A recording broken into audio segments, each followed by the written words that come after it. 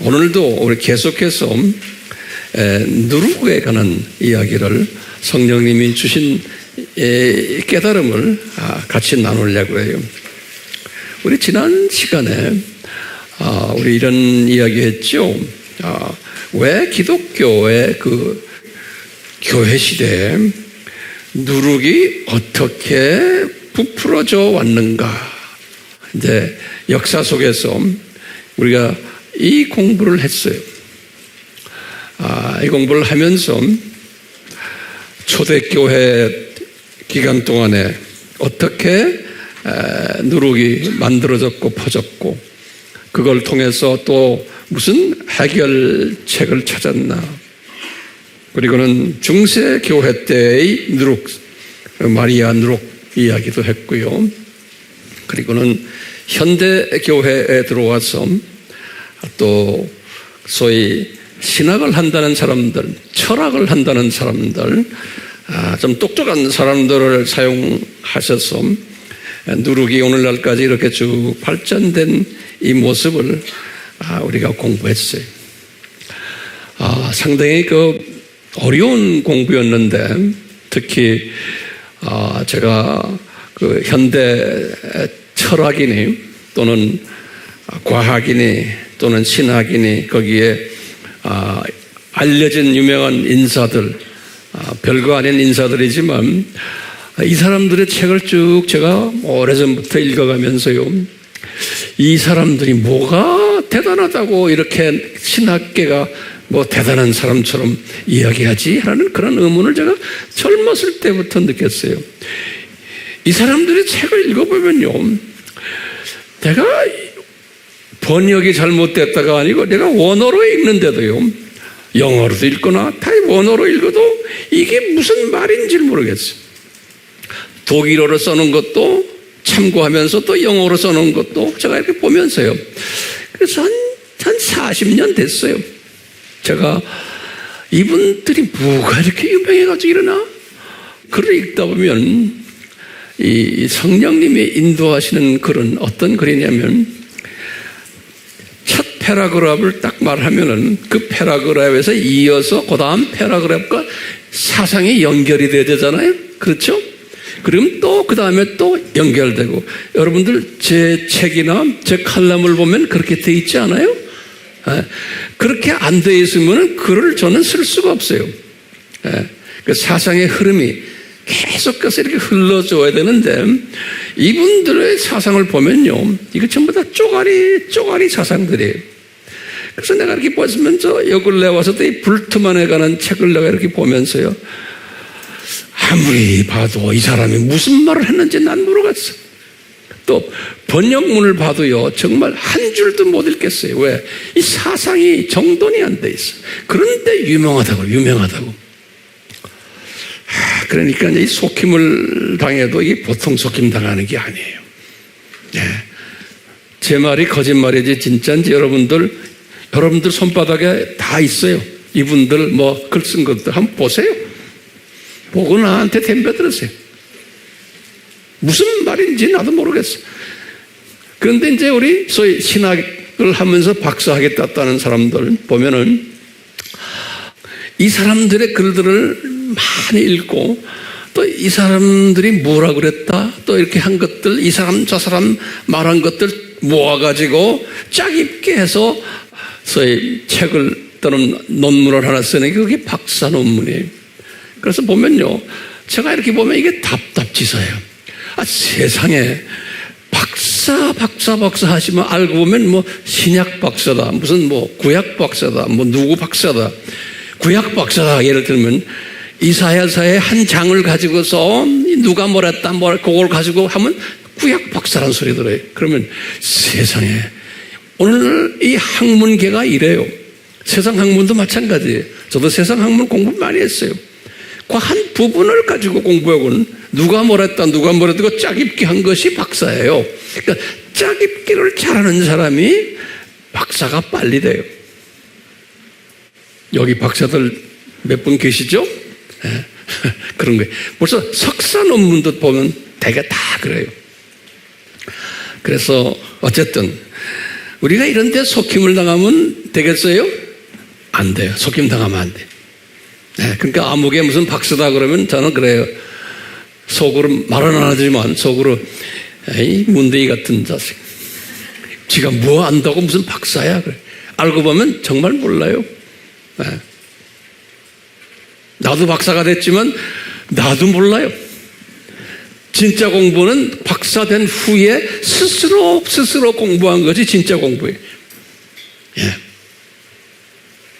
그러니까 박사라고 해서 다 아는 체 하는 사람들, 여러분들 조심하세요. 자, 오늘 공부는 굉장히 중요한 공부예요. 이제 우리가 누룩을 이야기하면서 예수님께서 우리 항상 이 마태복음 13장 33절에 하신 말씀 우리 기억하고 있죠? 한 절이죠. 예수님이 뭐라고 그랬어요? 이 천국은, 다시 말하면 지금 이 교회 시대를 예수님이 집중적으로 말씀하시는 것 같아요. 이 교회 시대는 이 한 여자가 누룩을 가져다가 가루 3마리에다가 뿌려놨다. 그래서 이 가루 3마리 뿌려놔서 부풀어져서 엄청나게 커졌다.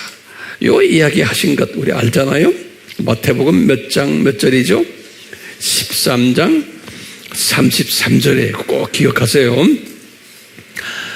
예수님이 2000년 전에 1세기 때 이 말씀을 제자들에게 하셨는데 예수님이 이 말씀을 하시면서 뭐라고 그랬어요?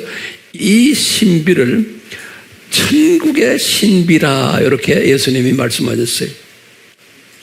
마태복음 13장 11절에 이것이 천국의 신비다. 그러니까 신비라는 단어는 헬라말로 무스테리온 그래요. 무스테리온. 그 영어로는 미스터리 그런 미스터리. 이 신비라는 것은 사람의 이성으로는 이것은 이해를 할 수가 없는 거예요. 그러니까 예수님이 그걸 신비라는 단어를 예수님이 쓰셨어요. 왜? 사람들이 이건 아무나 소화하는 게 아니다라는 것을 예수님이 아셨기 때문에. 그러면서 예수님이 제자들에게 그랬죠. 우리 항상 이야기하죠. 이 신비는 너희들에게만 내가 깨닫도록 허락할 거마. 그리고 주변 사람들은 같은 기독교인이지만 이것은 모르게 돼 있단다. 조금 알면은 그걸 뺏어가지고 너희들한테 주겠다. 아주 비인격적이고 비이성적인 말씀을 예수님이 하셨어요. 이 신비를 깨닫는 사람은 아주 소수고 예수님이 선택한 그 소수만 이 신비를 깨닫게 된다는 거예요. 그 신비를 7가지로 쭉 이제 비유를 드셨는데 그 중에 이제 한 가지가 뭐였어요? 이 누룩의 신비를 지금 말씀하시네요. 다시 말하면 교회 시대에 누룩으로 꽉 차 있을 것을 예수님이 아주 미리 말씀하신 거예요.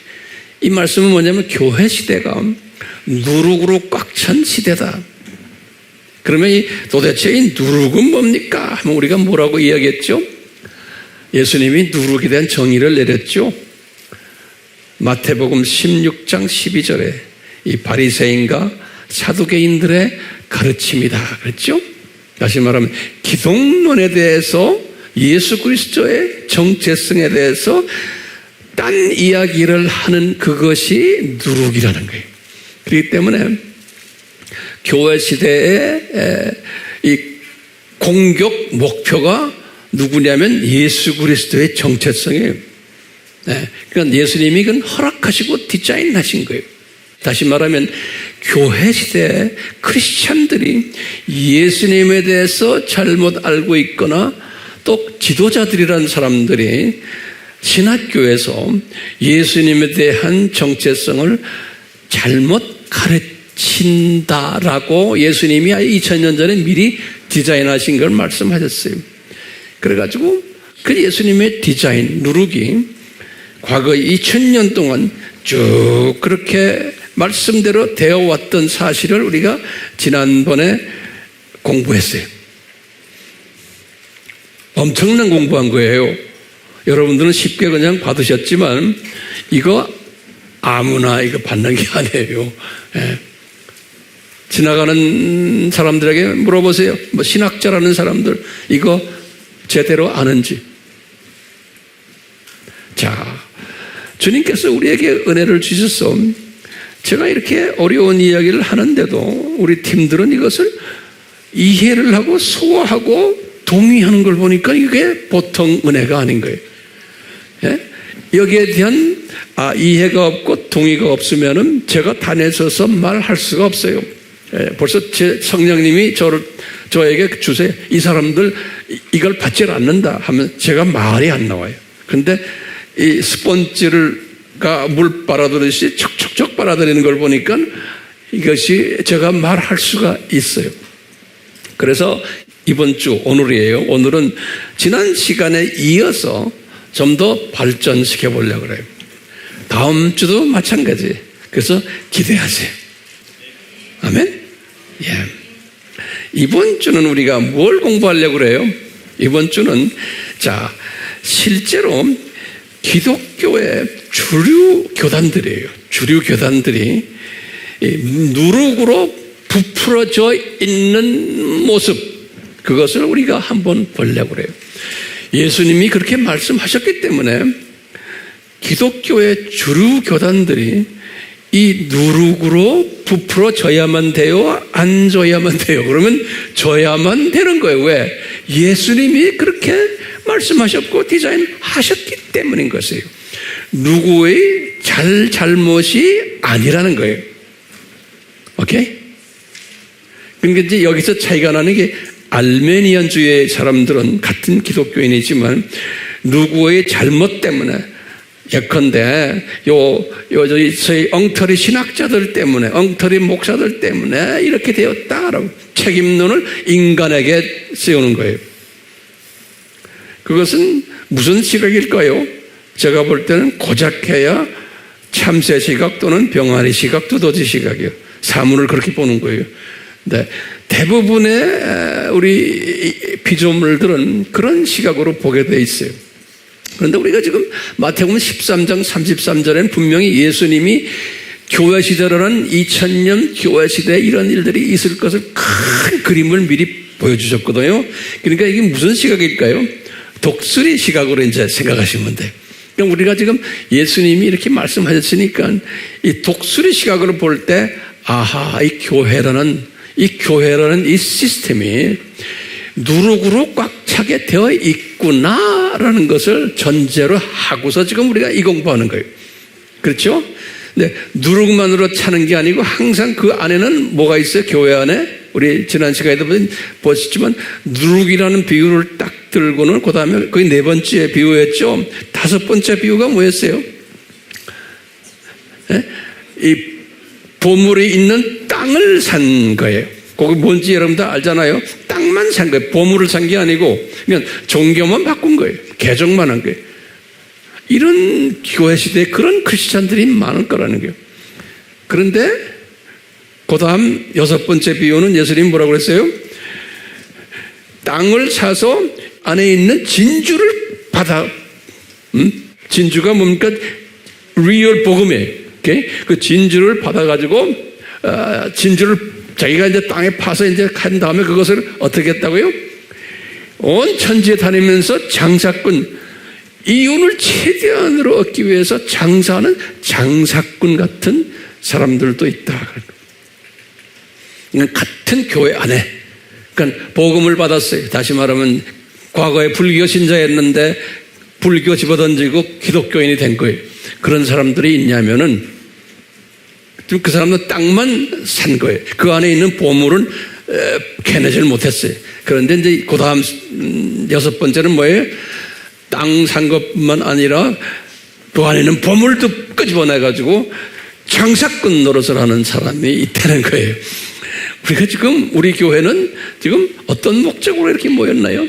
그러면 말할 것도 없죠. 저희 짭은 뭐예요? 여러분들을 장사꾼 만들기 위해서. 오케이? 그 사명을 제가 가지고 있는 거예요. 그러려면 장사꾼 만들려면 뭐 해야 돼요? 여러분들이 장사꾼 스피릿을 가져야 되잖아요. 그래서 예수님이 그랬어요.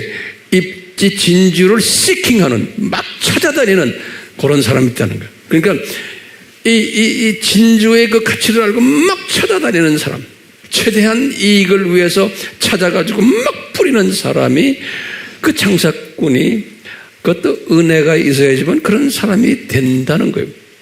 그래서 저는 우리 교인들은 그런 장사꾼, 소위 기질이 있는, 스피릿이 있는 사람들을 예수님께서 우리 교회에 붙여주셨다라고 저는 아주 굳게 믿고 있어요. 네. 그래서 요 장사꾼들을 장사 잘하도록, 그래서 내 민족에게만 장사하는 게 아니고 타 민족에게도 장사를 해야 되잖아요. 그래서 우리가 지금 뭐 타민족 지금 우리가 많이 하고 있잖아요. 하고 있는데 특별히 우리 이 그룹은 힘을 다해서 우리 가까이에 있는 1번 그룹과 그 다음에 NK 그룹들을 우리가 집중적으로 이분들에게 우리가 뭘 해줘야 돼요? 그 안에 장사꾼 찾아내는 거예요. 우리의 사명은 그 안에 그분들, 이제 다른 분들을 통해서 복음화를 시켜서 기독교인이 된 사람들이 많아요. 일본 사람들 중에서도요, 또 NK들 중에서도. 그런데 우리는 뭐냐면 그 안에 장사꾼들을 찾아내는 일이에요. 오케이? 그래서 이 장사꾼들 찾아서 어떻게 해야 돼? 이 사람들이 장사꾼 되도록 우리가 훈련시키는 일이에요. 그러려면 조건이 있는 게 내가 장사꾼이어야 되는 거예요. 내가. 그러니까 우리 AMI 식구들 우선 장사꾼 돼야 되는 거예요. 그 스피릿을 가지고 있어야 돼요. 그냥 예수 믿고 그냥 이 세상에서 멋있게 잘 살다가 나중에 하늘나라에 가자 이런 거 아니죠? 자, 이제 보세요. 자, 이걸 전제로 해놓고 우리가 이 교회 시대에 딱 보니까 예수님이 종교를 10가지 종교를 허락하셨어요. 과거 2000년 교회 시대에. 그것을 여러분들 웹에 들어가서 위키피디아니 뭐 어디 다 들어가서 보면 이 10대 종교 리스트가 나와요. 예. 그리고 거기에 인구가 어떻게 되나 이게 쭉 나오거든요. 이제 제가 그런 걸 보면서 다시 뽑아온 거예요. 여러분들에게. 자, 여기 보세요. 이거 굉장히 중요한 데이터들이에요. 오늘 제가 드리는 데이터. 하나하나 잘 보세요. 똑똑한 사람은 데이터를 잘 분석하는 사람이에요. 똑똑한 사람. 같은 데이터를 봤는데도 분석력이 없는 사람들이 많잖아요. 우리는 이 복음을 중심으로 해서 이 데이터를 한번 분석하는 거예요. 그 연습을 지금 제가 여러분들과 같이 하려고 그래요. 자, 보세요. 딱 위키피디아니 이런 데 가면 오늘날 세계 인구가 약 한 80억으로 보고요. 80억. 약 80억이에요. 요 중에 10개의 종교가 있다. 이 순서대로 이렇게 써놨어요. 그러면 딱 보면요. 우리 기독교가 약 33% 정도예요. 그러니까 이게 보면은요. 데이터를 보면 종교 개혁이 1517년에 일어났잖아요. 종교 개혁 이후부터 저기서 1800년 정도부터 세계 인구의 약 한 33%가 기독교인이에요. 그 33%가 지금까지 퍼센테이지는 거의 같아요. 인구는 점점점 늘어나는데 그 보면 이거 33%예요. 오늘날 그러니까 여기 계산하면 27억 정도가 기독교인이에요. 이 기독교인이라는 건 로마 가톨릭 부족이 다예요. 전부 다. 그 다음에 이슬람교가 과거에는 한 15% 정도였는데 한 10년 전만 해도 이게 점점점 늘어나가지고 지금은 약 20% 정도 됐어요. 이슬람이 기독교를 따라오고 있어요. 이슬람이. 그 다음에 이제 사람들이 이제 무신론자들이에요. 영어로는 atheist, 무신론자들이에요. 공산당 사람들이 무신론자들이에요. 이런 사람들이 약 한 18%, 14억 정도 되고, 그 다음에 힌두교, 불교, 토착종교, 도교, 유교, 신도교는 일본 분들, 그 다음에 시크교. 시크교는 이 터반을 쓴 사람들 알죠? 인도 사람, 터반 쓴 이 사람들이에요. 그 다음에 여기 보면 북한도 종교 국가로 보고 있어요. 그 주체사상. 그래서 김일성을 섬기는 사람들 2천만 명 정도로 이렇게 딱 돼 있어요. 그 보면 10대 종교를 우리가 복음을 외우듯이 이것도 머릿속에 쫙 외우세요. 아멘이요? 이거 외우셔야 돼요.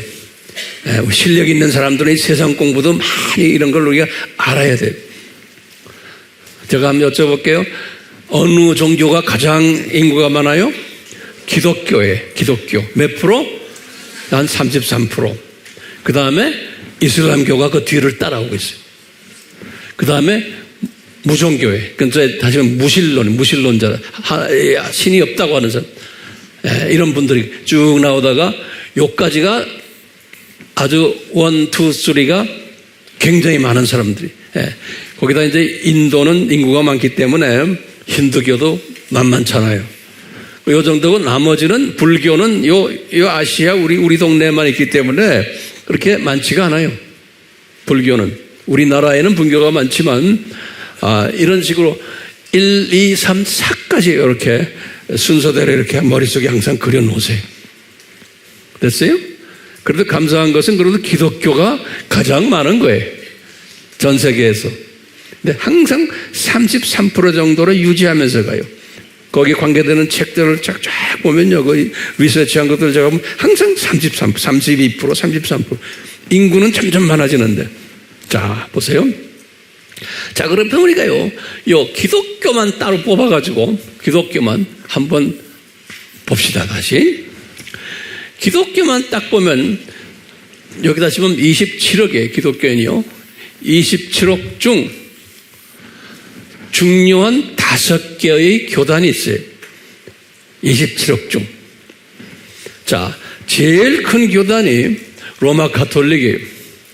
로마 가톨릭은 한때 약 한 52%까지 갔어요.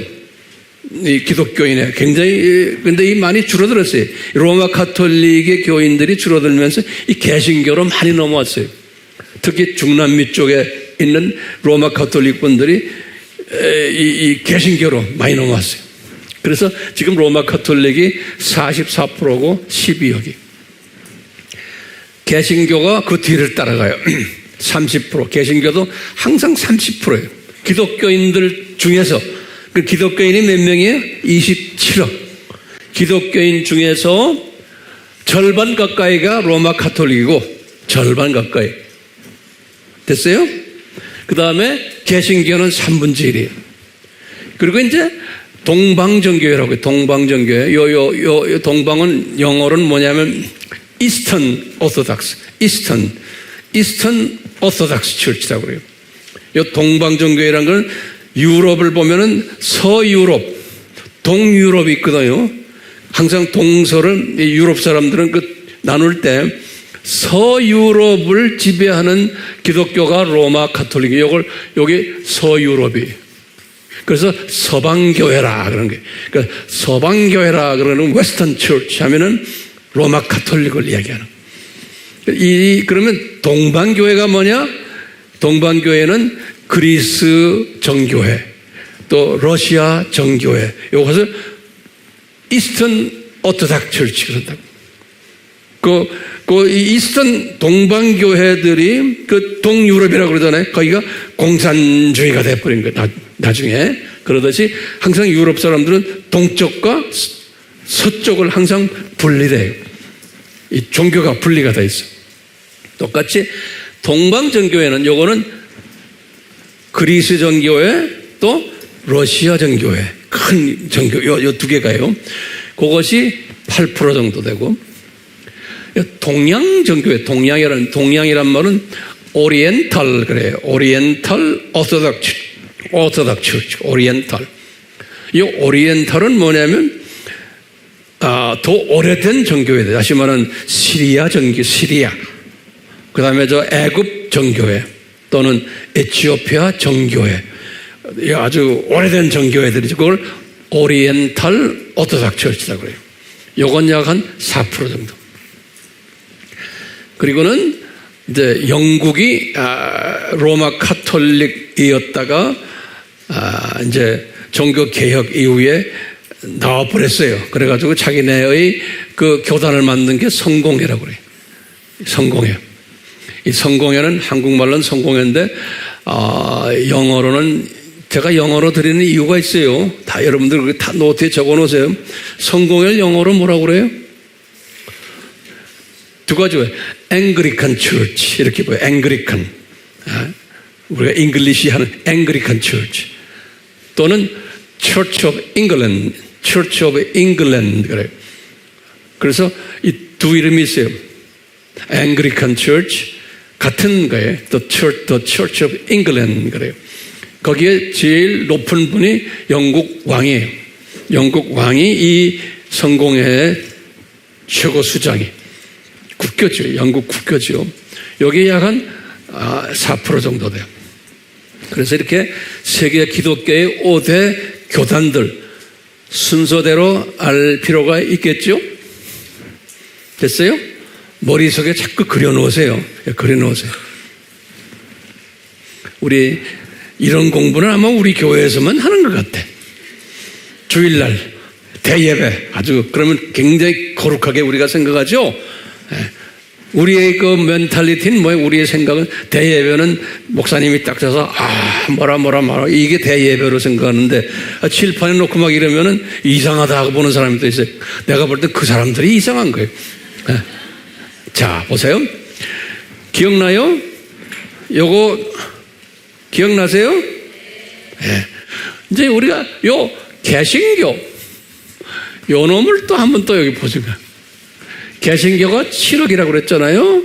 이 개신교를 딱 보면은 7개의 교단들이 있어요. 주요 교단들이 개신교에. 자, 보시면 이 오순절 교단이요. 오순절이 지금 전 세계에 제일 커요. 약 한 20%예요. 오순절이. 근데 보시면 요 오순절이라는 요 교단이 여기에 지금 보면 여기 지금 개신교 창설연대 보면 하나님의 성회라고 있어요. 여기 하나님의 성회라고 해서 그게 뭐냐면 더 영어로는 The Assembly of God 그래요. 하나님의 성회. 예. 그것이 1914년에 만들어진 교단이에요. 우리나라의 여의도에 있는 그 교단은 하나님의 성회 교단이에요. 미국의 Assemblies of God. 거기에 그 교단이에요. 그래서 Assembly란 말은 성회란 뜻이에요. 그래서 The Assemblies of God 그런 거예요. 그게 하나님의 성회인데 여기 이제 오순절 교단이에요. 그런데 제가 여긴 적지를 않았지만 노트에 좀 적어 놓으세요. 1886년에 이 오순절 교단이 여기도 오순절이지만 그보다 더 오순절 교단의 이름은 뭐냐면 The Church of God이라고 그래요. 우리나라에 하나님의 교회란 우리나라 그 이단 있잖아요. 그 이단하고 달라요. 그래서 여기는 The Church of God 그러는 건 가로 열고는 꼭 어디에서 본부가 있다고 그래서 클리블랜드 오하이오 있죠. 오하이오죠. 그래서 Church of God 클리블랜드 이렇게 딱 붙여요. Church of God The Church of God 클리블랜드 오하이오죠. 이렇게 돼요. 이게 실은 오순절 교단이 제일 미국에서 먼저 생긴 거예요. 근데 이 교단도 엄청 커요, 지금도요. 네. The Church of God, Cleveland. 그래요.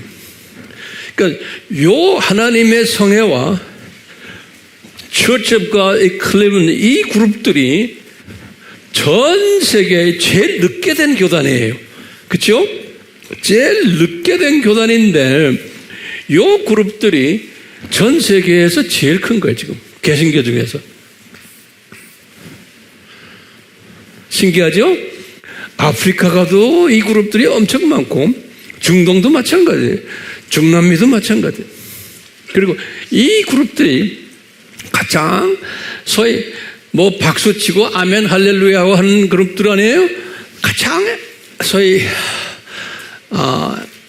한국말로는 뭔데, 활동 액티브한 그런 그룹들이에요. 요 그룹들이. 예. 근데 요 그룹들 이제 보면 우리나라의 여의도 순복음교회 예를 들면요. 여의도 순복음교회는 이 중에서 어떤 거예요? 하나님의 성에 여기에 속해 있는 거예요.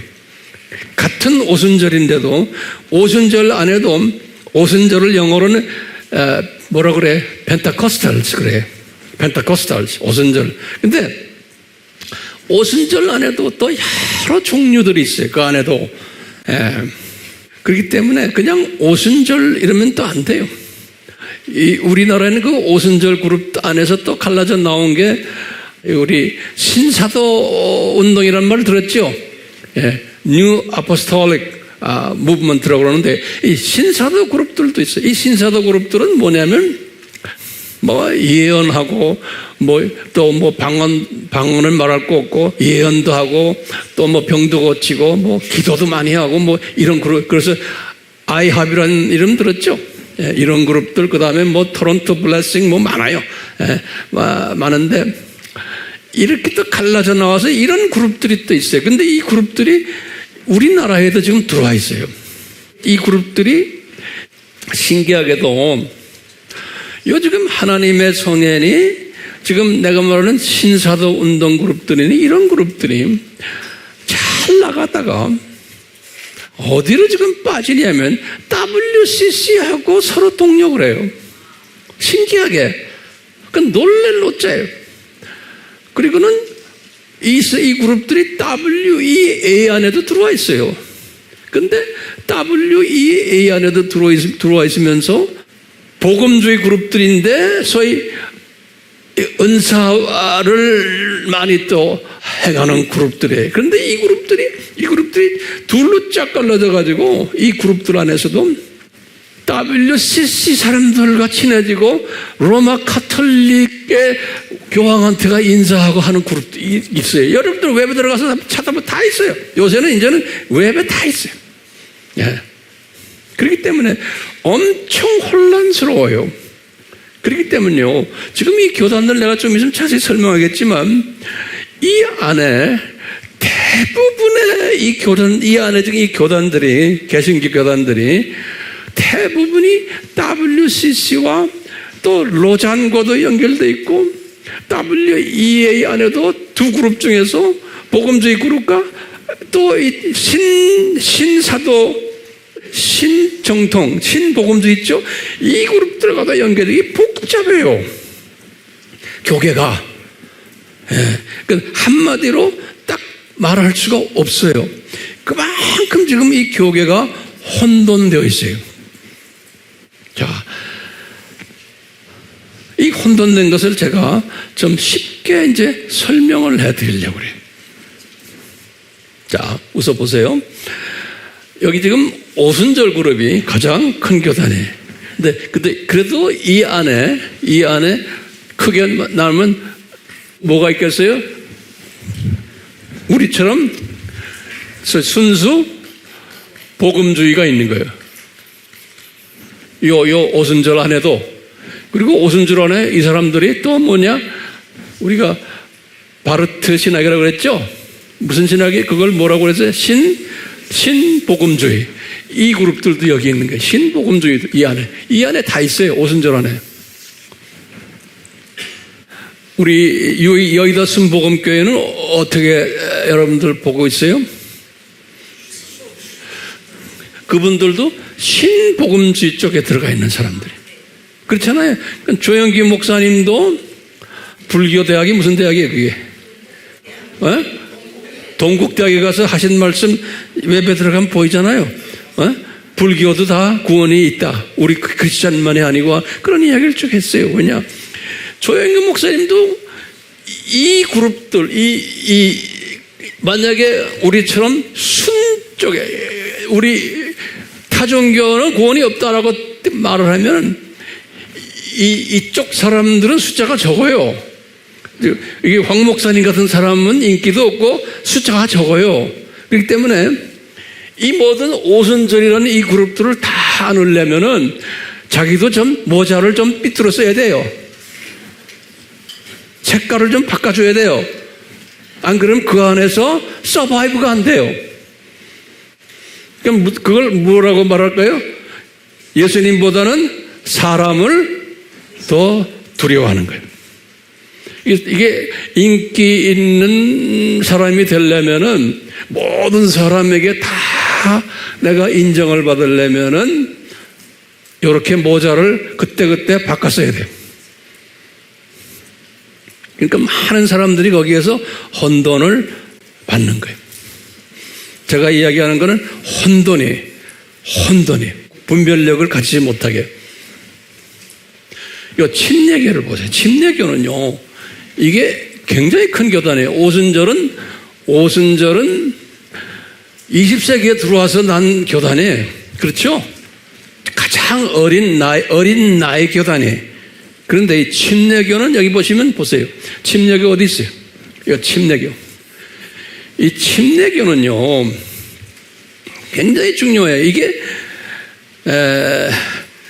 미국에서 가장 큰 교단이 지금 침례교예요. 한 3천만 명 정도 돼요. 침례교, 미국에서 남침례교 교단, 그 교단만 해도 한 1,500만 명이 돼요. 3천만 명이 미국의 침례교에 있는데 그 중에 남침례교단이에요. 사던 베프티스트라고 그래요. 그거 밑에 절반 정도 돼요. 1,500만 명. 굉장히 큰 교단이에요. 네, 그런데 이 침례교 안에도 두 그룹이 있어요. 제가 이제 시간이 없어서 칼럼에다가 제가 자세히 이제 써드릴 거예요.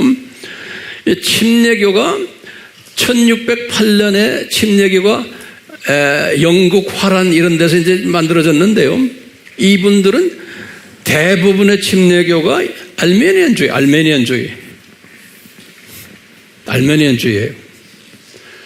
그런데 침례교 안에 알메니안주의가 실어가지고 새로 또 나온 침례교가 있어요.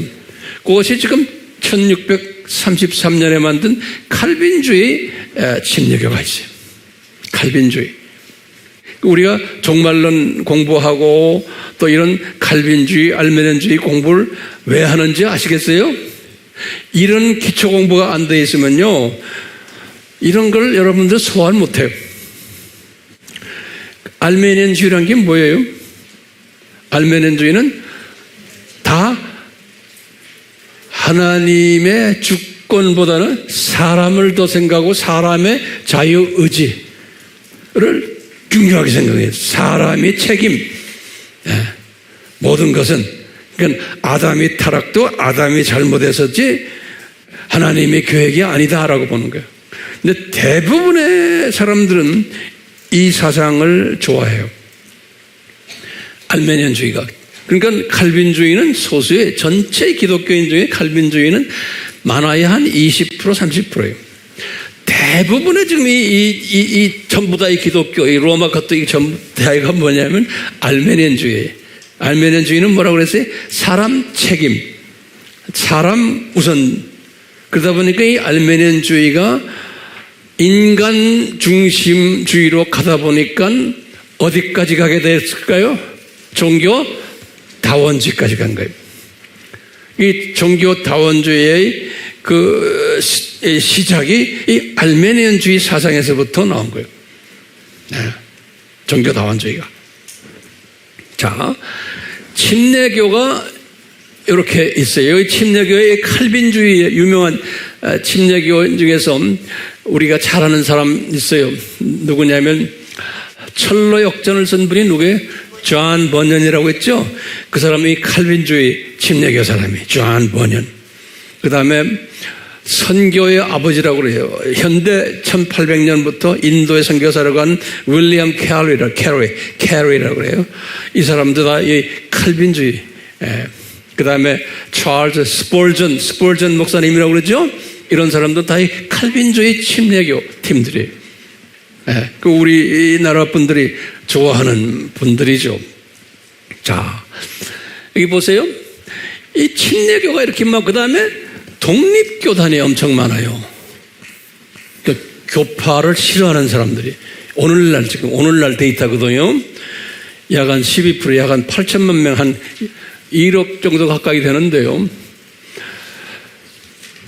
이 사람들은 대부분이, 이 분들은 독립교단은 복음주의 사람들이 많아요. 그러니까 자기네가 속해 있던 이 교단들이 이게 다 칼라가 변해버린 거예요. 그래서 나 그런 교단에 있기 싫다. 나는 독립 교단하겠다. 그래서 그 운동이 지금도 굉장히 지금 무성하게 일어나고 있어요. 왜냐하면 이 교단들이 다 변질돼 버렸거든요. 좀 이따 내가 자세히 말씀드릴게요. 그렇기 때문에 독립교단이 점점 많아져요. 이게 지금 개신교 7대 교단 중에 세 번째로 이렇게 많은 거예요. 그 다음에 루터 교단이에요. 이 루터 교단은 굉장히 큰 교단이에요. 우리나라에는 루터 교단이 거의 없지만 유럽엔 많고 미국에도 루터 교단이 침례교가 제일 많고 두 번째로 미국의 감리교가 두 번째고 그 침례교가 한 3천만 명 되고 그 다음에 두 번째가 감리교가 한 1,000만 명 됐는데 감리교가 요새 쿡 줄어가지고 한 700만 명으로 줄어들었어요. 감리교가 왜요? 동성애 인정하고 막 이런 일 때문에. 그러면서 감리교와 거의 비슷한 사이즈가 루터교예요. 미국에. 이 루터교는 독일의 그 국교나 마찬가지죠. 이 루터교예요. 이 루터교도 굉장히 큰데 이 다 변질돼 버렸어요. 독립교단 하나만 지금 조금 명명을 유지하고요. 오순절 교단도 한 절반이 지금 내가 말하는 지금 종교다원주의 이야기합니다. 종교다원주의를 껴안고 있고 절반에 침례교도 지금 절반에 독립교단은 그래도 괜찮아요. 루터교 거의 한 90%가 그래서 이 루터교니 이 감리교니 거의 감리교도 마찬가지 거의 대부분이 다 자유화돼 버렸어요. 자유화됐다는 것은 다원주의화 돼버린 거예요. 다시 말하면 WCC 다 멤버들이에요. 장로교도 우리나라는 장로교가 그래도 큰 교단이지만 전 세계적으로 보면 6번째 조그만 교단이에요. 4천만 명밖에 안 돼요. 장로교도 그래도 우리나라만 명명을 어느 정도 유지하고 있지만 전 세계의 장로교는 다 저쪽으로 가버려요. WCC 쪽으로. 예. 우리나라도 지금 그쪽으로 지금 가고 있죠. 예를 들면 장로교면 미국의 장로교가 제일 많은데요. 미국의 PC Presbyterian Church of USA라고 그래요. 이게 장로교 중에 제일 큰 장로교인데 장로교가 여기 한 3천만 명.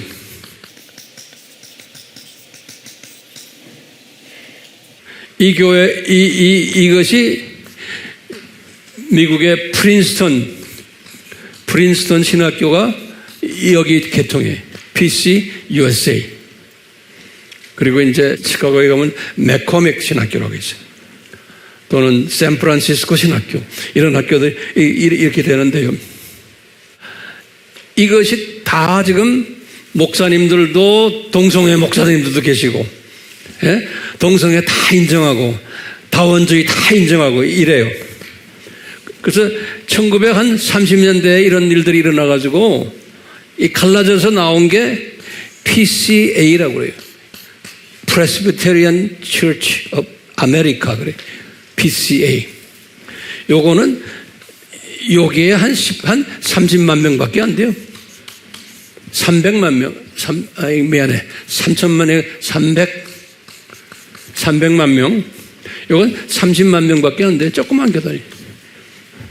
요것이 소위 보수 그룹들. 여기 이제 미국의 웨스트민스터 신학교라고 우리 한국 장로교 분들이 많이 가는 데 있죠. 또는 뭐 칼빈 신학교래. 또는 비브리컬 신학교 이런 게 있어요. 여기 요것이 우리나라의 장로교의 무슨 통합 장신이죠. 통합 우리나라의 장신이 이계통이고 그러니까 여기에 학교를 나와야지만 장로교 신학교 교수가 될 수가 있어요. 이 신학이 PC 여기는 복음주의예요.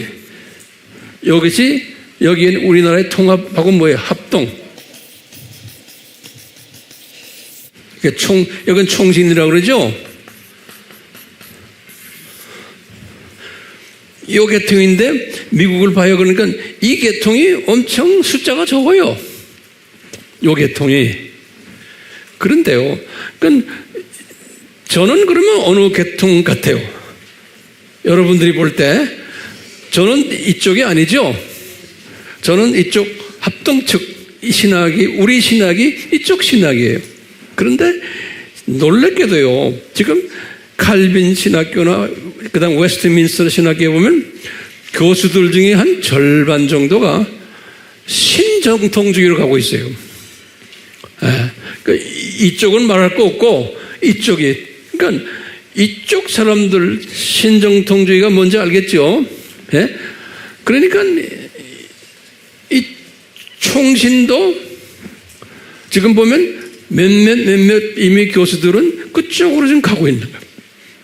그래서 우리나라는 그래도 많이 복음주의예요. 합동신학교라고 또 있죠. 또 뭐 고려신학교 이런 데는 상당한 보수 그룹들이에요. 복음주의 그룹들이에요. 근데 그 안에도 지금 이게 변질되는, 좌경화되는 학자들이 나오기 시작하는 거예요. 왜냐하면 이분들이 유럽에 가서 공부하고 미국에 가서 공부하고 이러다 보니까 젊은 분들은 이미 그쪽으로 가고 있는 거예요. 근데 다음 주에는 제가 여기에 대한 자세한 얘기 또 하겠지만 신학교가 지금 많이 변질되어 가고 있는 거예요. 신학교가. 오케이? 루터교, 그 다음에 감리가 지금 말할 것도 없죠? 다 그냥 저쪽으로 가버렸어요. 자세한 학교 이야기는 제가 다음 주에 해드리려고 그래요.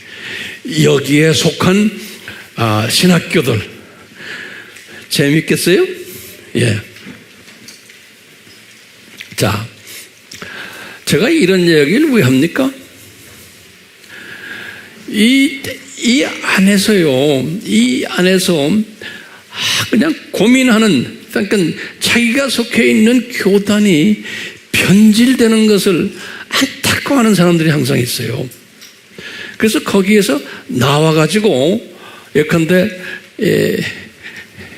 여기 같으면 감리교에서 나와가지고 감리교라는 이름을 붙였지만 다른 이름을 거기다 붙여요. 그래서 이제 미국에 무슨 팀이 있냐면 프리 메토디스트라고 그래요. 프리.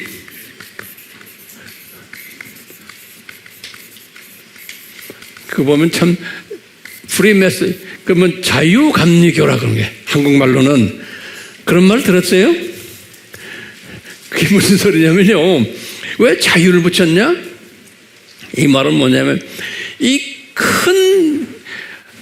큰 메이저 감리교회가 변질됐기 때문에 우리는 그 메이저 큰 감리교회에 변질된 그 안에서 우리는 자유를 느낀 사람이다. 본래 웨슬리의 그 가르침을 따르는 오리지널 그룹이다. 그래서 free라고. We are free from mainline. 변질된 메토디스트. 그래서 프리 메토디스트 그런 거예요. 그런 단어를 써놨어요. 그래서 한국말로 자유감리교라는 거예요. 이 자유감리교의 팀들은 많지가 않아요. 많지 않지만 딱 앉아서 같이 우리 이야기해보고 예배해보면 우리와 똑같아.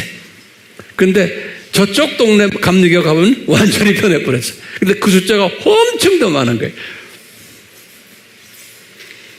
됐어요? 그 자유자가 들어가면 그게 좋은 소리예요.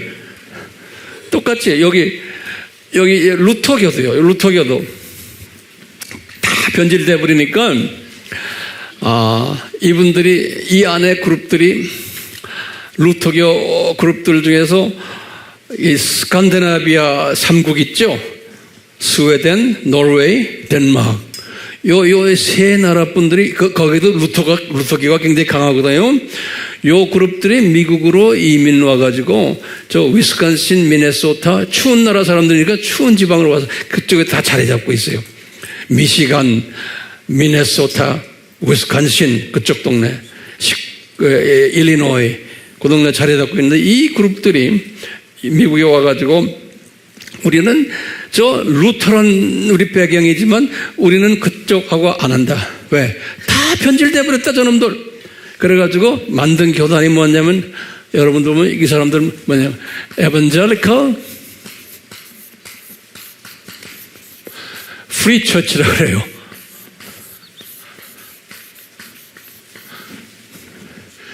에반젤리컬 EFC라고 그래요. 에반젤리컬 프리 처치라고 해요.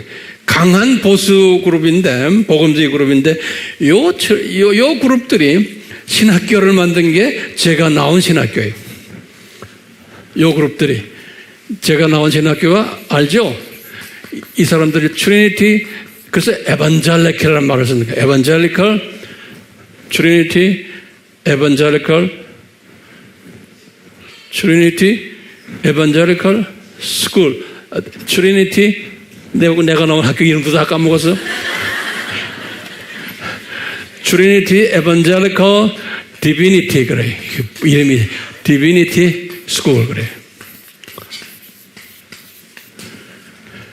그래서 이제 이것을 테츠 이렇게 불러요. 그래서 이제 신학계에서는 테츠 하면 알아요. 굉장히 그쪽 동네에서는 소위 인정받는 복음주의 안에서는 그런 학교거든요. 예. 자, 이렇게 free라는 단어를 쓰는 게 왜 그럴까요? 변질되는 메인 그룹이 변질됐기 때문에 we are free from them. 우리는 그놈들하고 같이 안 놀아. 우리는 자유스럽다. 그래서 그런 의미에서의 free라는 단어를 써요. 자유라는. 여기서 에반젤리컬 프리 처치, 복음주의 자유교회, 한국말로 말하면. 예.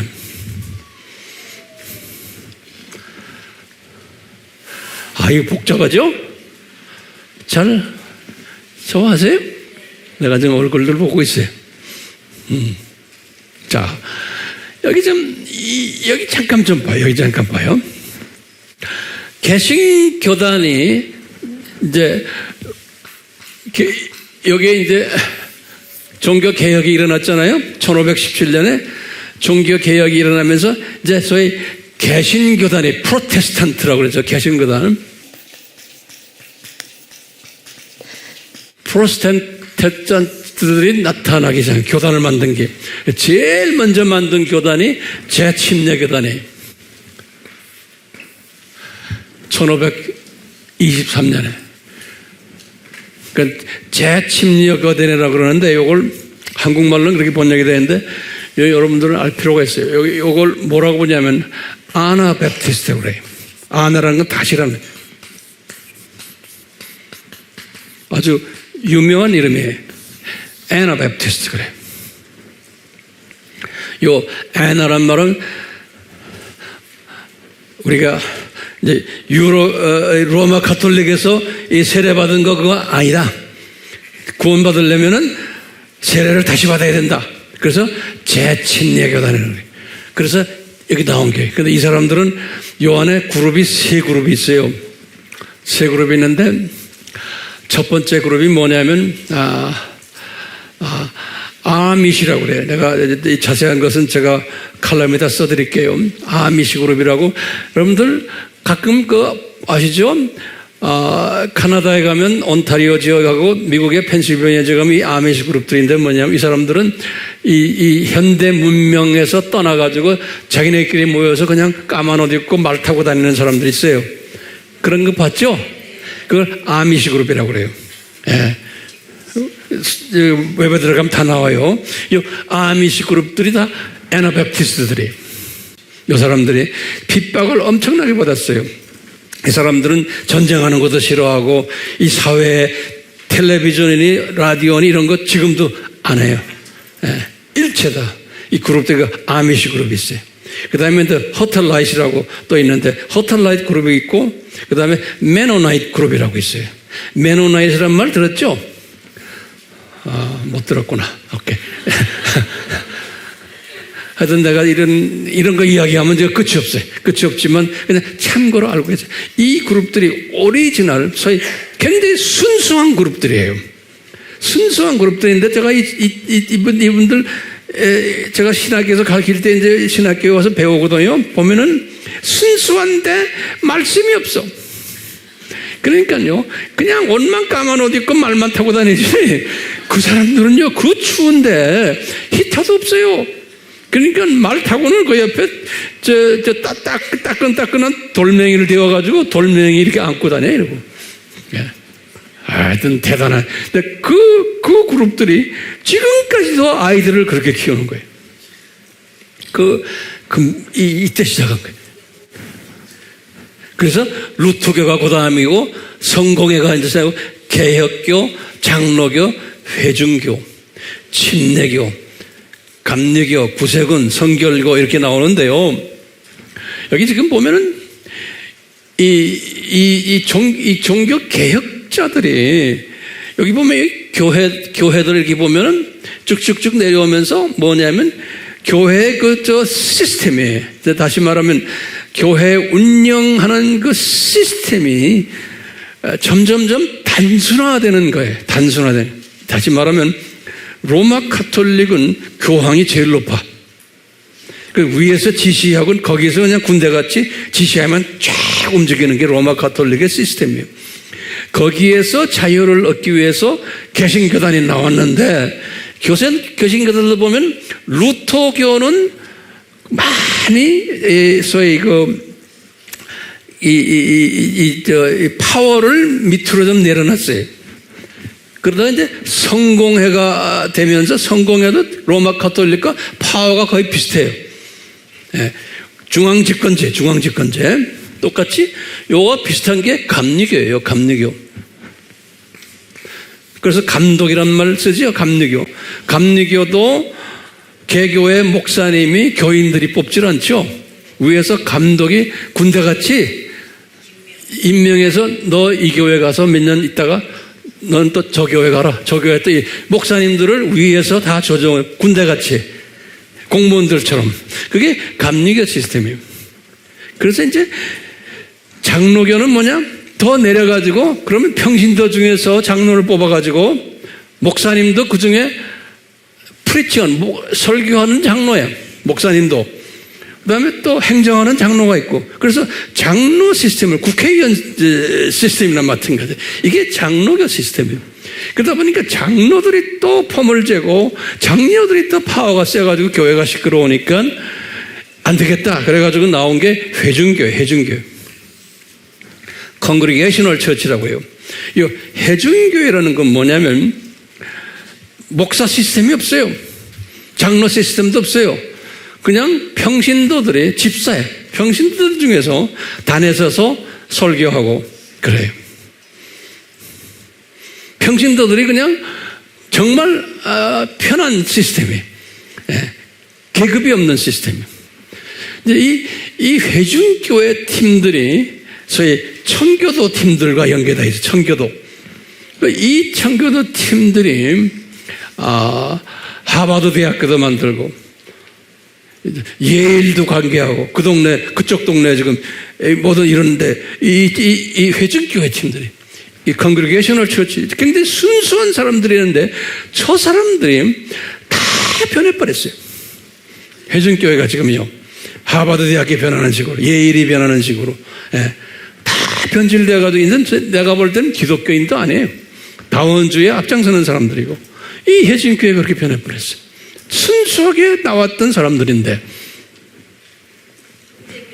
그렇기 때문에 참 신기하죠? 시작은 순수했는데, 저렇게 다 변해버리는 거예요. 난 이런 거를 항상 이렇게 보면서요, 참, 알다가도 모르겠어요. 그러니까 이제 똑같아. 우리 교회에서도 내가 이렇게 보는 거예요. 쫙 보면서 저 사람 혹시 변하지 않을까? 근데 보면 그 성품이 중요해. 그러니까 부모님 밑에서 어떤 교육을 받아서 어떻게 자라났냐가 또 어떤 학교를 나와서 어떻게 지금까지 왔구나. 이걸 딱 보면은 아하, 저 사람은 끝까지 가겠구나. 저 사람은 중간에서 하차하겠구나. 이게 보이는 거예요. 제 눈에.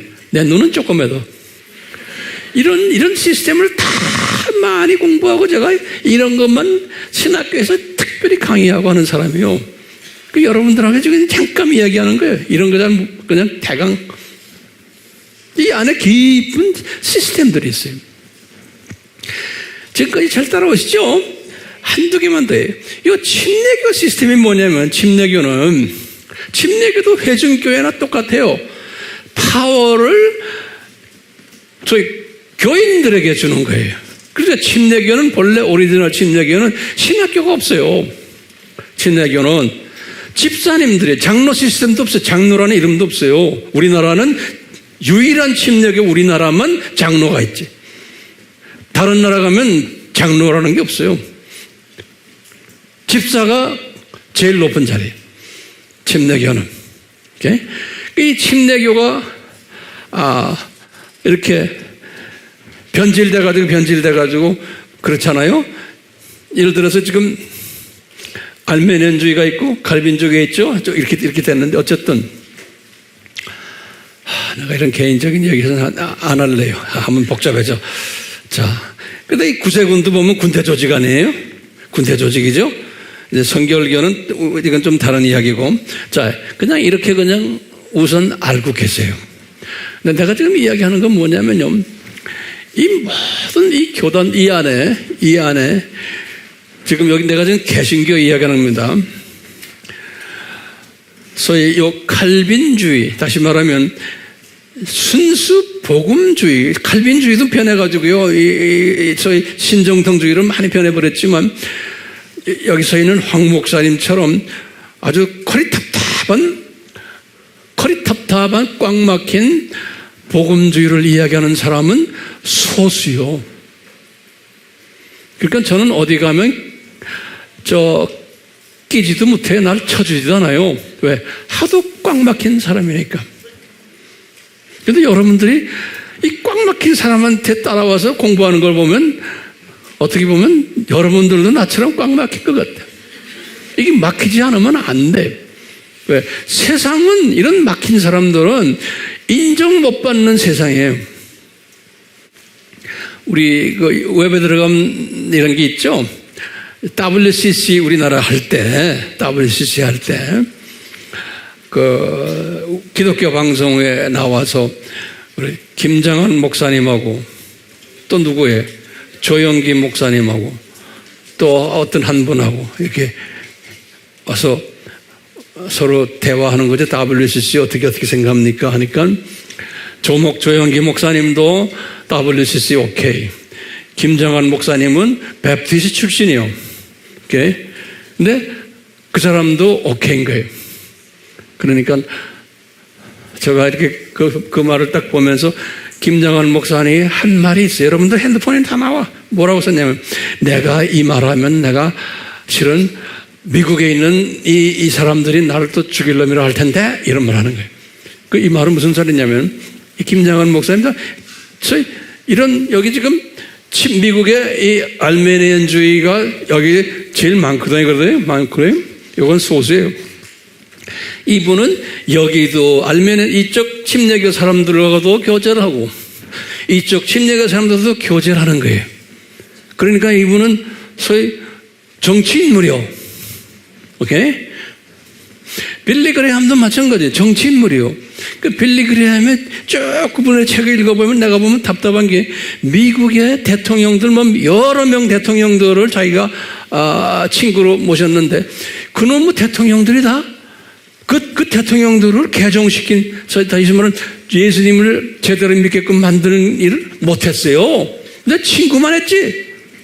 그 친구였다고 폼되는 거예요. 기도해줬다고 그러고. 똑같아. 이 김정은 목사님도 우리나라의 대통령들 뭐 이거 하죠? 왜? 이분은 정치하는 사람이요. 그러니까 우리 필요해요. 우리한테 다 그런 사람이 필요하지만 나같이 꽉 막힌 사람은 아니에요. 그 사람은 그래도 오픈된 사람이에요. 왜? WCC를 오케이를 해야지만 이 알메니안주의 침례교 사람들에게 자기가 인정을 받는 거예요. 그러면서 꽉 막힌 또 침례교 사람들한테는 욕을 먹으니까 거기에 대한 신경 쓰는 말을 그 인터뷰에서 하시더라고. 그분은 저 개인적으로 나도 이제 몇 번 만나고 이제 이렇게 교제를 하지만 굉장히 오픈된 사람이에요. 그리고 젠틀맨이에요, 젠틀맨. 굉장히 똑똑한 사람이고 젠틀맨인데 많은 사람을 거닐리려니까, 모든 사람을 다 해피하게 해주려니까 그렇게 돼야 되는 거예요. 우리 조영기 목사님도 마찬가지예요. 자, 그렇게 돼야 돼요. 여기서 있는 황 목사도 그렇게 돼야지만 되는 거예요. 그런데 나는 어떻게 생겨먹은지 그게 안 돼요. 기면 기고 아니면 아니지 이 양다리를 난 곁을 쓰고 내 성격상 안 돼 이게. 이런 사람하고 여러분들하고 우리 같이 지금 이 신앙생활을 같이 하고 있어요. 그러니까 답답한 목사하고 같이 있는 거예요, 여러분들이. 자, 이제 내가 결론적인 중요한 이야기를 좀 하려고 그래요. 이 도표를 이제 어느 정도 봤으니까. 자, 지금 우리가요, 어떤 시대에 살고 있냐면 혼돈 시대에 살고 있어요. 다시 말하면요, WCC 누룩팀들, 로만 카톨릭 계통 누룩팀들, 그 다음에 여기 지금 각 개신교단 이 누룩팀들, 대부분의 누룩팀들이 이 안에 꽉 차 있어요. 꽉 차 있어요. 네. 그렇기 때문에요, 순수 복음만을 이야기하는 사람은 예수님이 하신 말씀이 있어요. 마태복음 24장 9절에 너희들은 내 이름 때문에, 예수님의 이름이에요.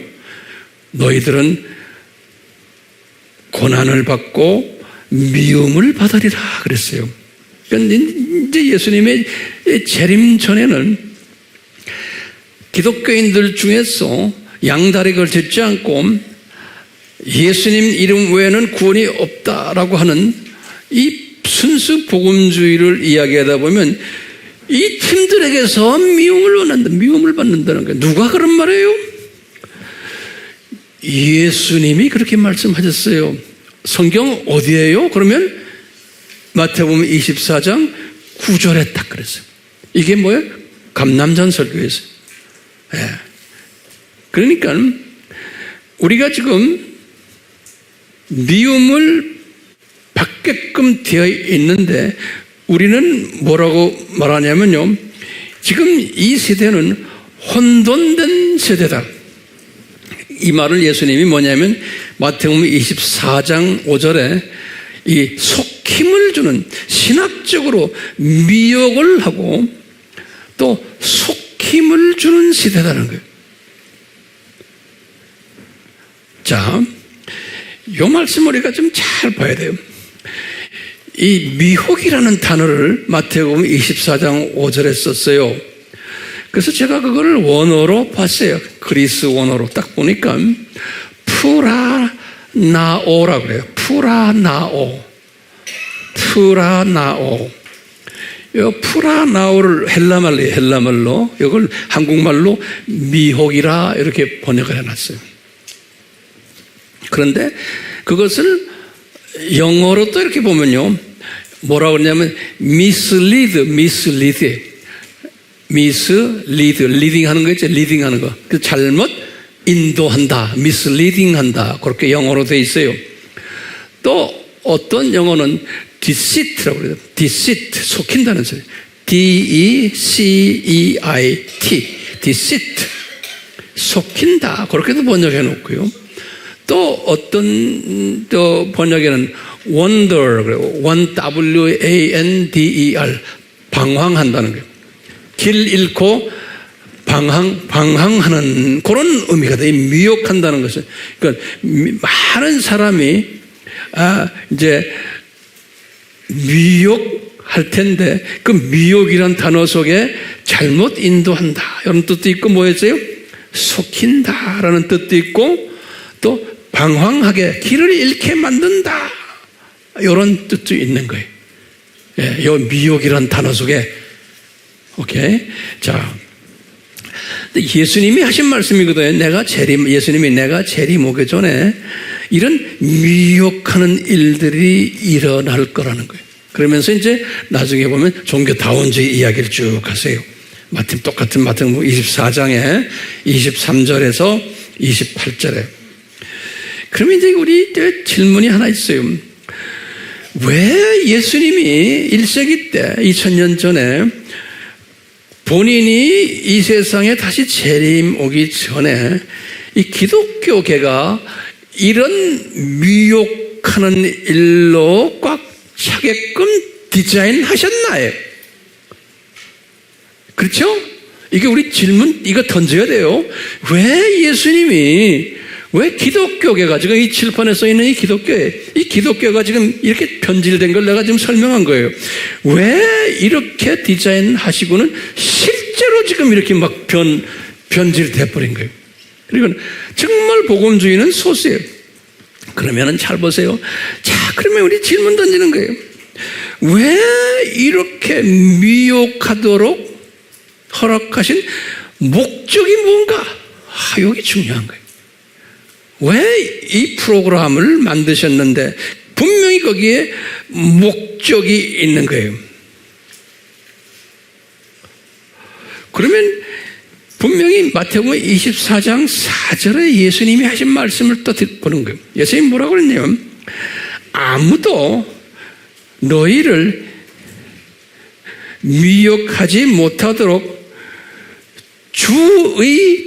주의시켜주기 위해서다. 그래. 주의시켜주기. 아무도, 그러니까 지금 이런 일들이, 미혹하는 일들이 많을 텐데, 근데 그 안에서 미혹을 당하지 않을 사람들이 있는데, 그 사람들 향해서 너희들이 미혹당하지 않도록 주의시켜주기 위해서다. 그랬어요. 마태복음 24장 4절에. 그래서 그 주의시키다는 뜻이 뭔가? 지금 이 말을 잘 보세요. 제가 또 원어를 들여다봤어. 답을 찾으려면 원어를 들여다봐야 돼. 딱 보니까 주의시키다라는 말을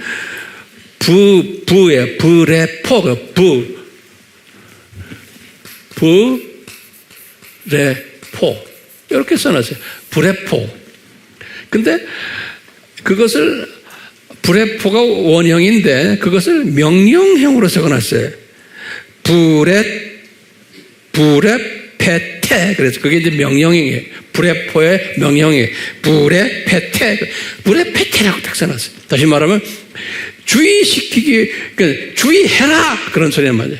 이런 속힘들이 막 일어날 때 니네들 주의해라 그런 그 말이에요.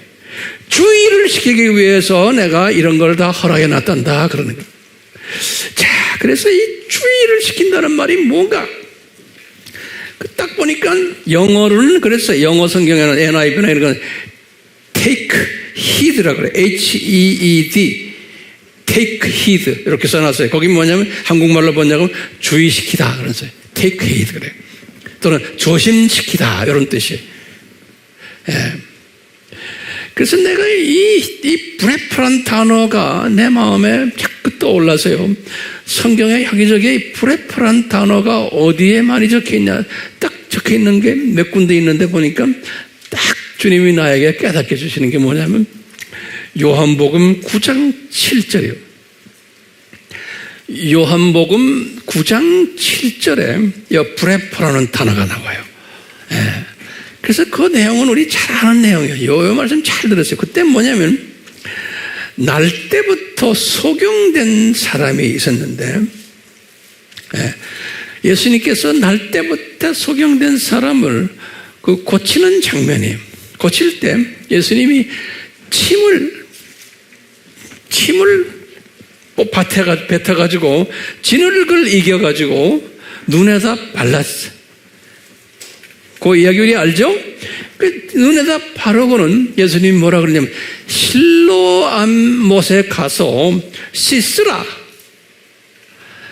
그러면 내 눈이 밝아지리라. 그런 말씀. 그때 그 브레프라는 단어가 씻혀서 눈이 밝아진다. 그런 뜻으로.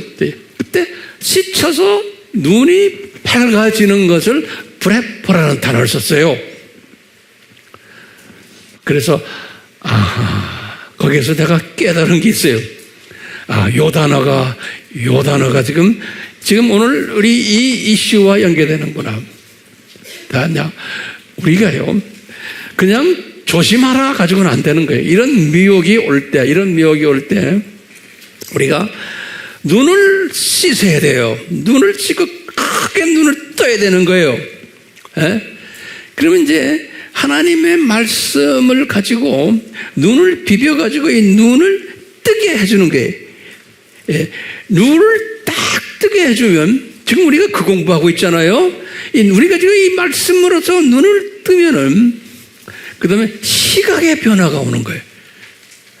눈을 밝게 뜨면은 그게 지금 불의 불알 단어예요. 그러니까요, 이 세상을 보는 시각의 변화가 오는 거예요. 어떤 시각이냐? 이 세상을 보는 시각이 변하는 거예요. 이 세상을 보는, 이 7000년 이 세상. 그 다음에 하나님 나라 관. 그 다음에 예수 그리스도에 대한 관.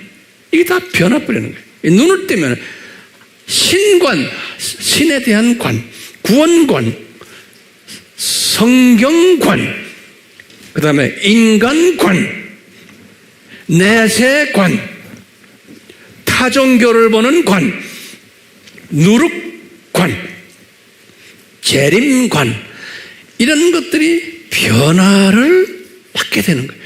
이런 모든 지금 이 산고들을 이렇게 보면서, 이 모든 걸 보면서 하나님이 시각을 너희들이 그런 걸 볼 때 시각을 바꾸라는 거예요. 시각을 바꿔주기 위해서 이런 것들을 너희들에게 보여준다, 이렇게 보시면 돼요. 눈을 뜨게 하기 위해서. 그래서 이런 모든 이 미혹들을 보여주는 것은 너희들로 하여금 눈을 뜨게, 시각을 바꿔주기 위해서라는 거예요. 이 칼빈주의적 사고방식이에요. 그렇기 때문에 그러면 어떻게 우리가 이 브레드포를 할 수 있을까? 어떻게 눈을 떠가지고 시각을, 이런 시각으로 하나님의 그 지금 이 큰 시각으로 볼 수 있을까? 그러면 여러분들 이게 내 노력으로 안 되는 거예요. 거기다 좀 노트에 좀 크게 써놓으세요. 내 실력으로, 내 의지로, 내 노력으로는 내가 시각 바꿀 수가 없어. 불가능. 내 이성을 가지고 안 돼요. 내 교육, 내 학문, 내 상식 안 돼. 이거 가지고는 안 돼요. 다시 말하면 알메니안적 사상을 가지고는 안 되는 거예요. 그렇기 때문에 이 알메니안적 사람들이, 학자들이, 엄청난 똑똑한 사람들 많잖아요. 이 사람들이 이 속힘을 받아가지고 이 눈이 감겨버린 거예요. 이 눈이 감겨버렸어요. 이것이 성경을 봐도 성경 속에 있는 것들을 보지를 못하는 거예요. 그러니까 이렇게 다 변질돼. 눈이 감겨버렸어. 그러니까 우리는 뭐라고 대답해? 왜 이렇게 눈이 이 사람들이 감겼냐? 그러면 이 사람들은 모든 사물을 볼 때 알메니안적으로 보는 거예요. 그러니까 내가 열심히 해야 되고, 내가 공부만 해야 되고, 내가 이성으로 이해가 되도록 내가 이것을 연구해야 되고, 그러니까 내가 하려고 하니까 이게 아무리 한도 이게 안 되는 거예요. 안 되니까 인간적인 방법을 만든 게 이게 다 이런 모든 자유신학들인 거예요. 자유신학들. 안 되는 게. 그러면 여러분들, 황 목사님, 그러면 솔루션이 뭐예요? 뭐 어떻게 해야 돼요? 그럼 우리는 눈을 뜨려면. 그러면 뭐예요? 우리는 예수님의 주권적 은혜 안에서 예수님의 이 은혜 속에 들어와야지만 이게 되는 거예요. 그러니까 이 지금 자유신학하는 이런 사람들은 이것을, 이 문제를 해결하기 위해서 학교 신학대학원의 커리큘럼을 다 그렇게 아카데믹화 시켜버린 거예요. 그래서 커리큘럼을 철학을 집어넣고, 문학을 집어넣고, 인문학을 집어넣고, 이제 세상에 좋다는 학문 다 집어넣어가지고 성경과 혼합시켜가지고 해결하는, 그게 오늘날 미국이나 유럽이나 어느 전 세계의 신학대학원의 커리큘럼들이에요. 그러니까 이런 식으로 혼합된 초등학문 가지고서 이 문제를 해결하려니까 안 되는 거예요. 그러니까 신학대학원으로 나오면 똑같이 이 문제 해결을 못해요. 제가 해보니까 이게 아닌 거예요. 자, 그러니까 이 계몽주의 신학이니 과학주의 신학이니 이성주의 신학이니 이런 방법으로 접근해가지고는 이 문제가 해결이 안 되는 거예요. 그러니까 바울이 이것을 깨달았잖아요. 그래서 바울이 그랬잖아요. 이런 것들은 다 초등학문이다. 이런 것들은 이제는 나에게는 배설물들이다 라고 말씀하셨잖아요. 그렇기 때문에 바울이 뭘 깨달았어요?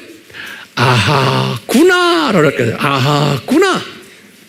여러분들도 내 결론적인 말씀 아하구나 그러면 뭐라고 말해야 돼? 아하. 이 디자인은 예수님이 디자인하신 거구나. 그리고는 아하, 이 세상은 창조 목적 학교구나.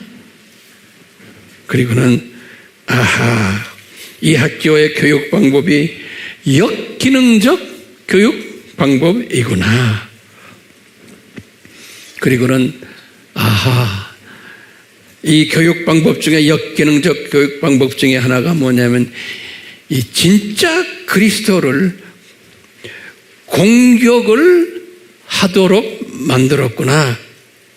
그래서 가짜들을 많이 만들어가지고 그렇기 때문에 우리가 이 군화를 깨달은 사람은 그게 은혜 받은 사람이에요. 네. 은혜 받은 사람은 예수님이 이 시각의 변화를 시각의 변화를 가지게 도와주시고는 그러면서 이 시각의 변화가 되면 그때부터 이 모든 산고들을 어떻게 해요? 정죄하는 게 아니에요. 왜? 예수님이 때가 되면 다 없애버려요. 불못에 뒤집어 던지지만 시각이 바뀌면 어떻게 될까요? 저나 여러분들은 예수님이 하신 말 첫째, 우리서 잘 견딜 수 있구나. 이런 상고를 요구해. 이 세상의 부조리들, 이 세상에 지금 약하게 노는 것들, 교계가 부패한 것, 변질된 것, 이것을 내가 보고는 하나님의 디자인 속에서 이것을 지금 진행하고 계시구나. 그러니까 이 산고들을 내가 잘 견딜 수 있어요, 없어요? 잘 견딜 수 있는 거예요. 마태복음 24장 13절에 그러면 어떻게 견딜 수 있어요? 또 물어보는 거예요. 그러면 예수님이 분명히 마태복음 24장 42절에 말씀하셨어요. 너희들이 깨어있게 해주신단다. 깨어있어야지만 견딜 수 있잖아요. 그리고는 예수님의 재림을 준비하도록 도와주신단다. 그렇기 때문에 내가 견딜 수가 있는 거예요. 마태복음 24장 44절에 그리고는 예수님께서 하신 말씀에 지금 마지막 한마디에 누가복음 21장 13절에 예수님이 여기도 지금 감남산설교거든요. 누가가 쓴 거예요. 여기 보면 이럴 때 마태복음은 요 말이 없어요. 근데 누가는 써놨어요. 기가 막힌 말씀 없어요. 요럴 때 이런 막 산고가 있고 어려울 때 너희들은 알아야 된단다. 복음 증거하는 기회라는 것을 깨달아야 된단다. 그랬어요. 누가복음 21장 13절에. 그러니까 지금 우리 이런 것들 이런 걸 보면서 그냥 저게 왜 저래? 여기 결론은 뭐냐? 이거 보이지? 너희들은 뭐 해야 돼? 이제는 예수님의 재림을 외치는 자들이 되어야 된다는 거예요. 그냥 이런 사실만 갖고 그래요 하는 게 아니고 그 다음에 예수님이 똑같이 누가복음 21장 14절에서 15절에 이어서 하신 말씀이 있어요. 나중에 셀에서 보세요. 뭐냐면 복음 증거의 귀해인 것을 깨달아라. 그래놓고 뭐라고 그러냐면 너희들이 무슨 말을 할지 모르지 증거를 할 때 그렇지만 내가 너희들의 입을 열게 하고 너희들에게 지혜를 줘가지고 말을 하도록 내가 할 거라는 거예요. 오케이? 그러니까 우리가 지금 일본 선교, NK 선교도요. 지금 왜 합니까? 세상은 점점 더 이렇게 악해지고 할 텐데 우리는 거기에서 그냥 머물러 있으면 안 되잖아요. 뭐야? 우리는 복음을 전해야 돼. 이분들에게. 그러니까 이분들에게 전할 때 우리가요. 예수님이 입을 열게 해주고 너희들에게 지혜를 주는다. 무슨 말을 할 걸? 그렇게만 말하면 아주 단순한데 거기에 조건이 있는 거예요. 니네들이 먼저 실력을 쌓아야 된단다. 실력을 쌓아놔야지만 딱 가면은 네 입을 통해서 말이 나오는 거예요. 예? 든 것이 있어야 돼, 든 것이. 그렇잖아요? 그래서 우리가 이 공부하는 거 아닙니까? 그러니까 실력을 쌓아놔봐라. 이제 가면은 그대로 네 입을 통해서 말하게 내가 하겠다는 거예요. 예. 이런 사람은 분명히 감남산설교에서 예수님이 그랬어요. 너희들이 신부 대열에 끼게 된단다. 들림받는 사람이 된단다. 마태복음 24장 40절 41절 24장 45절에서 쭉 25장 46절까지. 그러니까요, 예수님이 정확하게 우리에게 이런 시대에 어떻게 살아라고 가르쳐 주셨어요. 그러니까요, 나 시간이 없어요, 뭐 괜찮아요. 안 해도 괜찮아요. 근데 안 하면은 몸이 가려워서 못 견디는 사람이 있어요. 그런 사람 직접 간접으로 해요. 꼭 모두가 다 하는 게 아니고 간접적으로도 기도하고 또 헌금도 하고 또 여러 가지 다른 방법으로 이 우리 1번 사역과 NK 사역에 우리가 앞장서야 돼요. 그렇지만 내가 먼저 해야 돼요. 왜? 내가 진주를 찾는 사람이 되어야 되고 진주를 파는 장사꾼이 되어야 돼요. 내가 먼저 이걸 내 삶 속에서 내가 하다 보면은 우리가 지금 어떤 사람을 좀 기다려요? 일본의 모든 기독교인이 아니에요. 일본의 진주를 찾고 파는 장사꾼들이 있어요. 그 사람들을 주님이 우리에게 보내주실 거예요. 그럼 우리가 그 사람들을 섬기는 거예요. NK 중에도 모든 NK가 아니에요. 예수 믿는다고 해서 다가 아니에요. 제가 많이 속힘을 받아봤어요. 이 세상 선교지 다니면서 하니까 주님은 주님이 이렇게 예비된 사람이 있더라고요. 진주 찾고 파는 장사꾼들이 있더라고요. 거기에 투자를 해야 돼. 아무나 예수 믿는다고 다 되는 게 아니에요. 제가 깨달은 거예요. 이 나이에 이제 인제서에 깨달아. 인제서에. 그러니까 제가 결론 중에 결론이 뭘까요?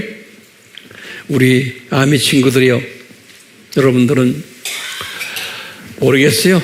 다는 아니지만 여러분들 대부분이 이 진주를 찾고 파는 장사꾼들이 되기를 바라요. 그러면 우리의 이 장사꾼 모습을 일본 분들이 보고 우리가 따라야지. NK들이 보고 우리가 따라야지. 그러니까 NK 안에도 이런 장사꾼들이 필요한 거예요. 일본 사람들도 마찬가지. 오늘 설교가 좀 너무 복잡했어요. 이 칠판 보면 나도 머리가 아파요. 자, 우리가 찬양을 부름받아 나선 이 몸을 부를 터인데, 이 찬송을 부를 때 많은 여러분들 중에서는 상당한 부담을 느낄 거예요. 부름받아 나선 이 몸, 목숨도 바치겠습니다 하자요? 그거 걱정하지 말고 그냥 부르세요. 부르다 보면은 나를 그렇게 인도하세요. 그래서 그냥 편한 마음으로 이 찬송을 우리 한번 같이 불러봅시다. 예.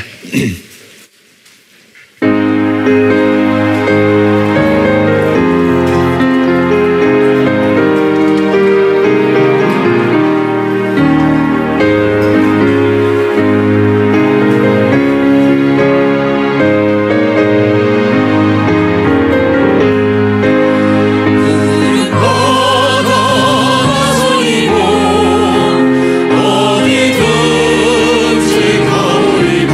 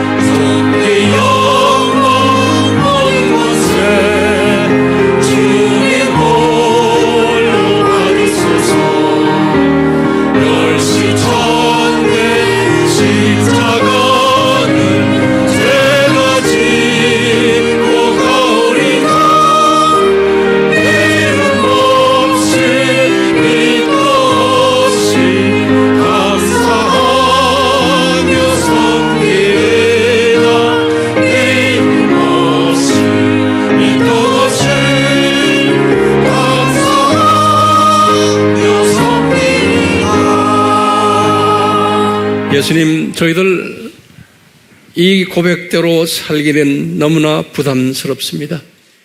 그러나 성령님, 언젠가는 이 고백이 나의 삶에서 진정으로 나오는 고백이 될 것을 저희들이 기대하고 있습니다. 주여 도와주시옵소서. 우리가 주님을 이렇게 섬기다 보면 오늘 말씀처럼 누룩이 지금 부풀어져 있는 이 기독교 교단 안에서 그래도 외롭게 주님의 재림을 외치며 진주를 찾고 있고 진주를 팔기를 원하는 장사꾼들 NK 안에도 1번 팀 안에도 있습니다. 우리가 누군진 모릅니다. 주여 이들을 보내주시옵소서. 그래서 저희들이 열심히 이들을 섬기겠습니다. 주님, 이런 마음을 우리에게 주셨사오니 이 찬송이 날로 날로 더욱 우리 삶 속에서 구체화되는 찬송이 되도록 은혜 내려 주시옵소서. 삼위 하나님의